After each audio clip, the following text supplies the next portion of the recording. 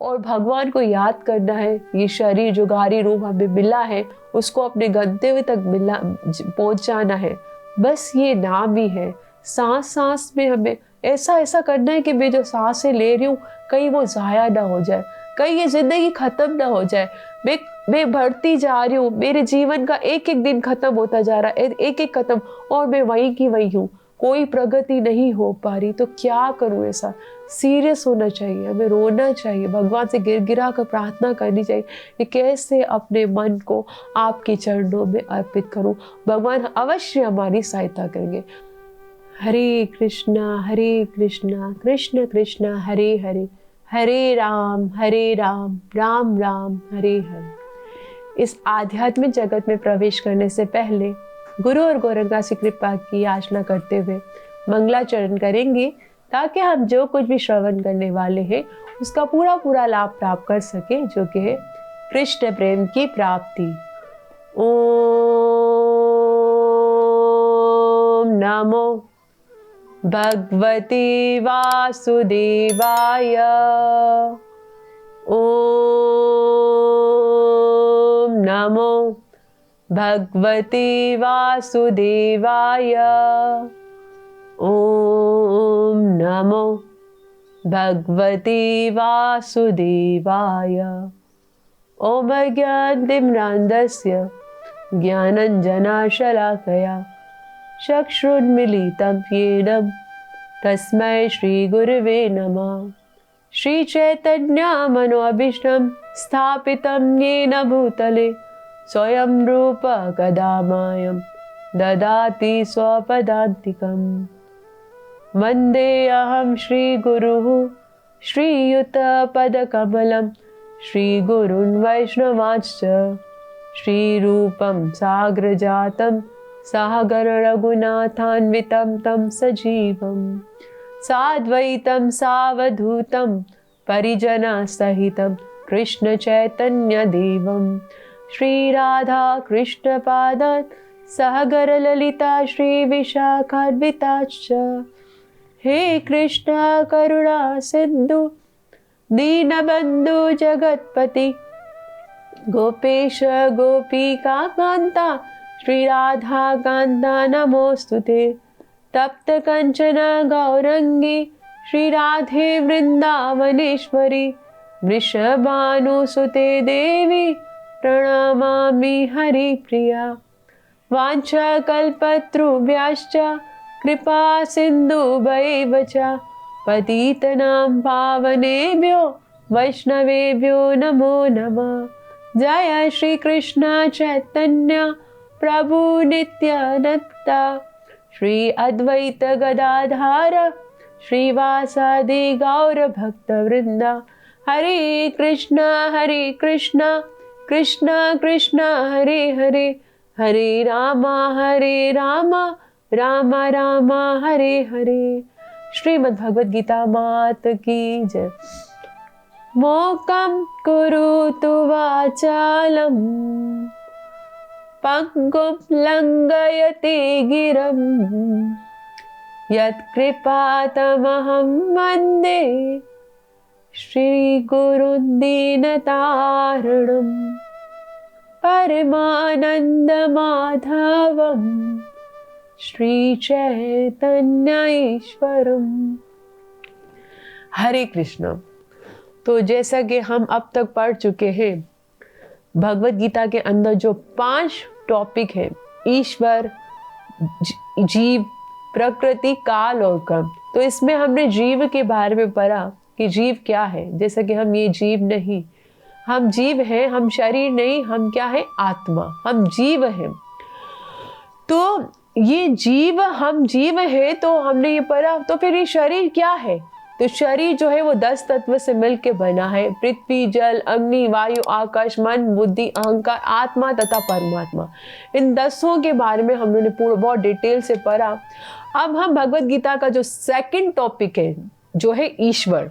5 topic है ना, आत्मा यानी कि जीव, दूसरा ईश्वर, तीसरा प्रकृति, काल और कर्म। तो जीव, आत्मा हमने वो कर लिया है। अब हम सेकंड टॉपिक की तरफ आते हैं, जो है ईश्वर। अब ये ईश्वर क्या है? जैसे हम ईश्वर का उच्चारण करते हैं तो एक कोई ऐसा लगता है कि हमारा कोई बहुत बड़ा सपोर्टर है, बहुत बड़ा सहारा है। कोई लोग ईश्वर कहते हैं, कोई भगवान, कोई गॉड, जिस भी वर्ड को उठा लो। जैसे गॉड को ही अगर हम उठा ले तो इसको हम जैसे गॉड, GOD, गॉड, तो ग मतलब जनरेटर, जो जनरेट करता है, जो उत्पत्ति करता है। O फॉर ऑपरेटर, जो पालन करता है, जो ऑपरेट करता है। D फॉर डिस्ट्रॉय, यानी कि जो फना कर देता है सब कुछ, तो वो होता है गॉड। जो इन तीनों चीजों को कर सकता हो उसको कहते हैं गॉड। तो इस सृष्टि में बहुत सारे ऐसे व्यक्ति हैं जो कहते हैं कि हाँ भगवान है, इनके वो आस्तिक हैं, जो बोलते हैं यस भगवान है, कृष्ण है, वो आस्तिक है, जो भगवान की सत्ता को मानते हैं। और कुछ लोग होते हैं जो कहते हैं भगवान नहीं है, कहाँ है भगवान, तो वो क्या है, नास्तिक है। तो आइए हम ये जो नास्तिक होते हैं वो क्या बोलते हैं भगवान के बारे में, कि क्या है क्या नहीं है, उसको हम जानने का प्रयास करेंगे। जैसे पहले नास्तिक तो ऐसे होते हैं जो कहते हैं कि भगवान नाम की कोई वस्तु है ही नहीं, भगवान नाम की कोई व्यक्ति है ही नहीं। अगर होते तो हमें नजर आते ना, नजर नहीं आते इसका मतलब नहीं है। तो यहाँ पर एक और बात बताते चले कि संसार में ऐसी बहुत सारी वस्तुएं हैं जो हमें नजर नहीं आती। जैसे हवा, यहाँ पे हवा चल रही है, क्या हमें नजर आ रहा है? नहीं नजर आ रहा है। हमारे हाथ में कितने जर्म्स होते हैं, नजर आते हैं। हमारे आसपास हम जो बोल रहे होते हैं, कितने जरासीम निकल रहे होते हैं, आसपास में जर्म्स घूम रहे होते हैं, क्या हमें नजर आते? नहीं। जब तक हम उसको खुर्दबीन से, जब हम उसको माइक्रोस्कोप से नहीं देते, तब तक हमें वो नहीं नजर आते। तो इसका मतलब ये है कि हवा नहीं है क्योंकि हमें नजर नहीं आती। इसका मतलब ये है कि जर्म्स नहीं है क्योंकि मुझे नजर नहीं आते। नहीं, बिल्कुल भी ऐसा नहीं। भगवान है लेकिन हमें नजर नहीं आते, तो इसका मतलब ये नहीं कि वो नहीं है। जैसे एक ट्रेन में एक डिवोटी जो है वो सफर कर रहे थे और वो महामंत्र जप रहे थे, जप करते हरे कृष्णा कृष्ण कृष्ण हरे हरे, हरे राम राम राम हरे हरे। दूसरा एक नास्तिक आया, उसके पास बैठता, बोले ये तुम लोग को हरे कृष्णा वालों को काम नहीं, सारा दिन हरे कृष्णा करते रहते हो, तुम्हें पता है कि भगवान है भी कि नहीं? ये तुम जप रहे हो, पता नहीं किसको पहुंच रहा है कि नहीं, कोई सुन रहा है तुम्हारा नाम के नहीं, किसके लिए जप रहे हो? गॉड है ही नहीं, किसके लिए जप रहे हो? तो वो डिवोटी बोलते हैं नहीं, भगवान तो है, वो तो सुनते हैं, वो तो सुन रहे हैं, जो मैं उसका नाम पुकार रहा हूँ, जो ले रहा हूँ, मुझे देख रहे हैं, मुझे सुनते हैं। बोले नहीं, पॉसिबल ही नहीं। तो बोले सृष्टि कैसे चल रही है अगर भगवान नहीं होते? बोले ये ऐसे ही चल रही है लेकिन भगवान वगैरह नहीं है।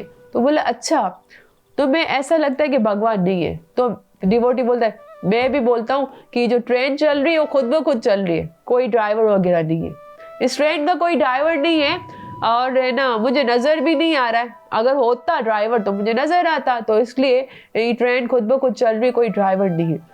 तो फिर वो जो डिवोटी नहीं होता, जो नास्तिक होता है, वो कहता है कि अरे ड्राइवर तो है तभी तो ट्रेन चल रही है। तो बोले फिर मुझे नजर नहीं आ रहा है, क्यों?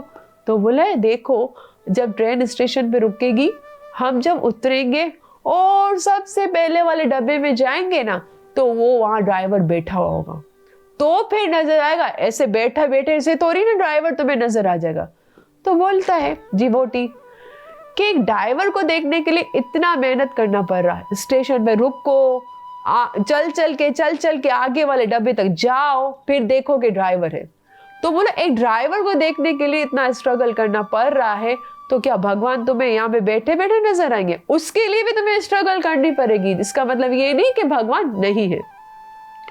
तो फिर हम आगे देखते हैं कि और क्या बोलते हैं। कुछ लोग जो नास्तिक होते हैं वो कहते हैं कि भगवान जो है एक बस ऐसी सत्ता बनाई गई है, वास्तव में होता नहीं है।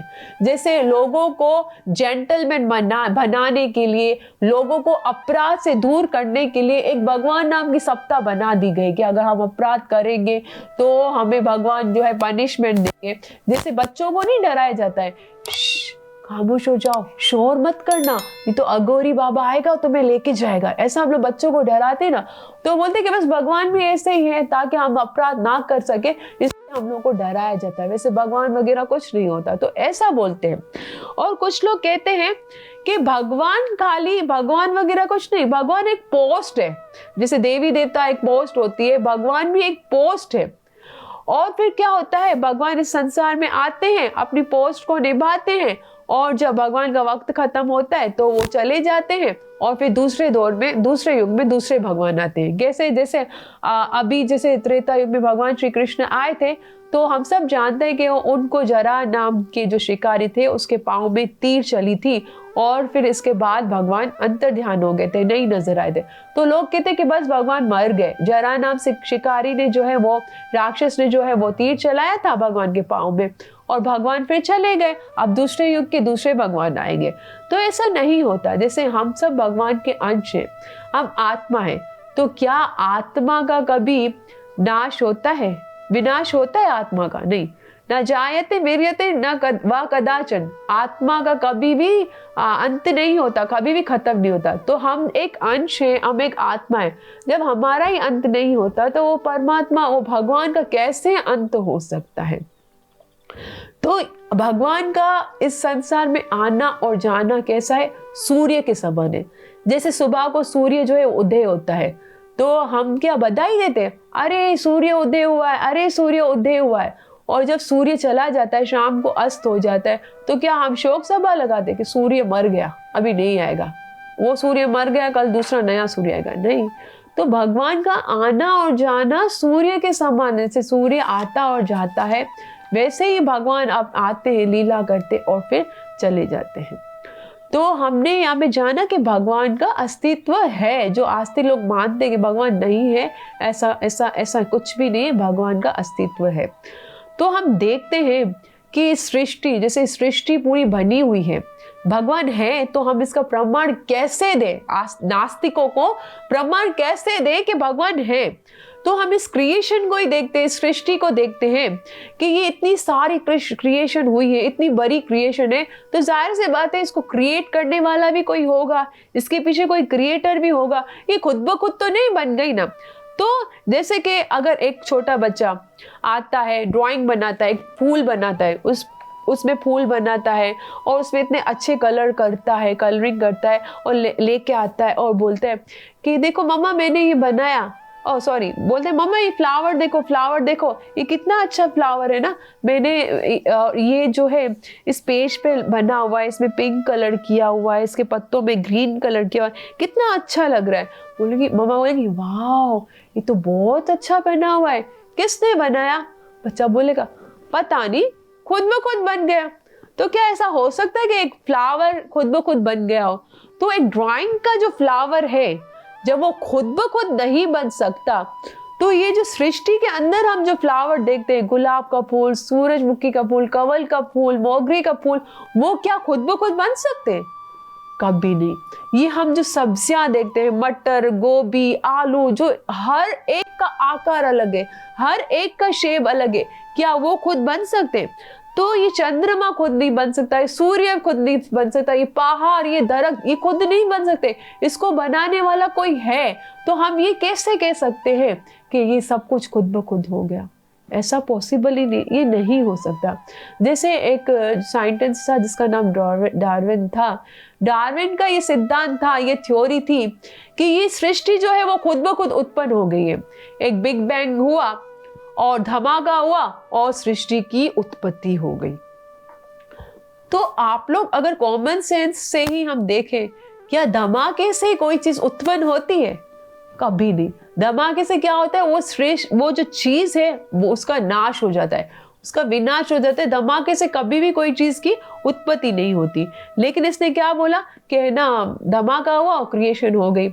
तो इसके ही जवाब में एक न्यूटन साइंटिस्ट था, उसने क्या किया, जब डार्विन की ये बात सुनी कि पृथ्वी खुद ब खुद, ये जो संसार, ये जो सृष्टि है खुद ब खुद उत्पन्न हुई है, तो डार्विन ने क्या किया, अपनी लैब में एक बहुत अच्छा प्रोजेक्ट बनाया। उसमें क्या हो रहा था, उस प्रोजेक्ट में रिमोट के बटन से जो प्रेस कर रहा था तो सूर्य उदय हो रहा था, फिर रात हो रही थी, फिर ऋतुएं, जो मौसम होता है वो चेंज हो रहा था, कभी सर्दी का मौसम बर्फीला हो रहा था, कभी गर्मी, तो उसमें सूर्य कैसे तप रहा होता है, कैसे धूप कर रहा होता है, गर्मी पहुंचा होता है, वो दिखाई दे रहा था। बाहर में कितने फूल खिल जाते, पतझड़ में कैसे पत्ते और फूल झड़ रहे होते। तो ये सब उसमें बहुत सुंदर प्रोजेक्ट बनाया। और उसने ये बनाकर और सारे साइंटिस्ट जितने भी थे, साइंसदान, उनको अपने रूम में बुलाया, अपने लैब में बुलाया। और फिर जैसे ही सब आए, उसको ऑन करके बता रहा, कभी सर्दी हो रही है, गर्मी का मौसम, कभी सूर्य उदय हो रहा है, कभी रात हो रही है। तो सबने देख के क्लैपिंग की कि वाह कितना अच्छा प्रोजेक्ट बना है। तो फिर वो पूछा न्यूटन से, डार्विन ने पूछा, ये तुमने कैसे बनाया? बोला, ये पता नहीं, मैं तो सोया हुआ था, रात को एक धमाका हुआ और फिर मैंने देखा तो ये प्रोजेक्ट खुद ब खुद बन गया और उसमें ये सब हो रहा था। डार्विन कह रहे, तुम पागल हो गए हो, ये खुद ब खुद बन सकता है? इतना अच्छा प्रोजेक्ट कोई तो बनाने वाला होगा ना, ये खुद ब खुद कैसे बन सकता है? तो न्यूटन कह रहे, मैं वही तो समझाने जा रहा हूँ, जब ये प्रोजेक्ट जिसमें ये सब कुछ दिखाया जा रहा है, उसको बनाने में पीछे किसी का हाथ है, तो ये जो वास्तविक सृष्टि है, जिसमें असली का सूर्य है, असली का मौसम है, क्या उसको बनाने वाला कोई भी नहीं होगा? तो उस वक्त डार्विन का वो थ्योरी जो है वो फेल हुई थी और पता चला कि वाकई में सृष्टि को बनाने वाला कोई है। अब हम तीसरा प्रमाण लेते हैं, जिससे हम नास्तिकों को ये भी बता सकते हैं कि हम देखते हैं कि इस सृष्टि को चलाने के लिए कुछ ना कुछ रूल्स होते, नियम होते। सूर्य अपने टाइम पे आता जाता है और ऋतुएं अपने टाइम पे आती जाती है, चंद्रमा अपने टाइम पे आता जाता है। तो कोई ना कोई तो है जो इस सिस्टम को चला रहा है ना, कोई तो है जो निजाम हस्ती चला रहा है, वही खुदा है। तो कोई तो है जो इस निजाम को चला रहा है। सूर्य देखो, सुबह जो टाइम है उसी टाइम पे निकलता है, उसी टाइम में हम उठने में कभी आनाकानी करते, कभी जल्दी उठते, कभी देर से, लेकिन उसका जो रूल है वो रूल है।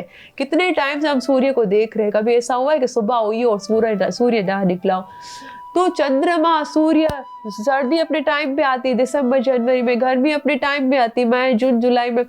तो हर चीज का एक रूल है। जैसे एक ट्रैफिक लाइट होती है, उसका भी एक रूल होता है ना, ग्रीन लाइट, रेड लाइट और ऑरेंज लाइट। तो ऐसा नहीं है कि गाड़ियां जमा होती हैं तो फिर रेड लाइट खुद ब खुद हो जाती है कि गाड़ियां जमा हो जाए, फिर जो है रेड लाइट बंद होगी और ग्रीन लाइट शुरू होगी। नहीं, उसका भी एक नियम होता है कि इतने मिनट ग्रीन को चलाना है, इतने सेकंड जो है रेड को चलाना है। तो उसके पीछे भी कोई होता है उस सिस्टम को करने वाला। तो इस तरह से हर चीज का एक रूल होता है। प्रकृति का हम देखते हैं तो इसका मतलब इस रूल को बनाने वाला भी कोई है, उसके पीछे कोई किसी का सपोर्ट है, कोई कार्य कर रहा है। और एक और चौथा प्रमाण हम ऐसे दे सकते हैं, जैसे हम देखते हैं कि जितने भी प्लैनेट्स हैं वो अपने अपने ऑर्बिट में घूम रहे हैं, है ना, वो कभी भी अपने आप से टकराते नहीं हैं। तो कुछ लोग कहते हैं कि ये ग्रेविटी फोर्स की वजह से जो अपने आप से टकरा नहीं रहे। तो ग्रेविटी क्या है? एक फोर्स है, एक शक्ति है। तो जब शक्ति है तो किसी की होगी ना, शक्ति है तो कोई शक्तिमान भी तो होगा उसके पीछे। शक्ति है तो किसकी शक्ति है?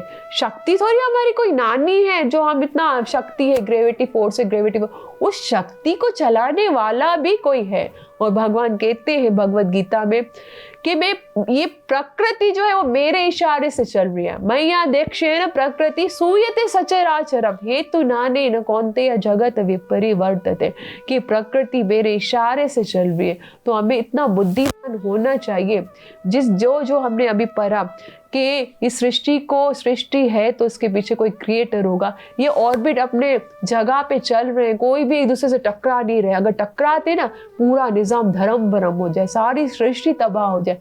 लेकिन भगवान क्या उसको कंट्रोल किए हुए, कोई भी ऑर्बिट अपने आप, कोई भी प्लेनेट अपने आप से टकराता नहीं है। तो कोई फ्लावर को बनाने वाला कोई है, कोई सब्जी को बनाने वाला कोई उसके पीछे है, सूर्य चांद इन सबको बनाने वाला कोई है। ये खुद ब खुद नहीं उत्पन्न हुए हैं।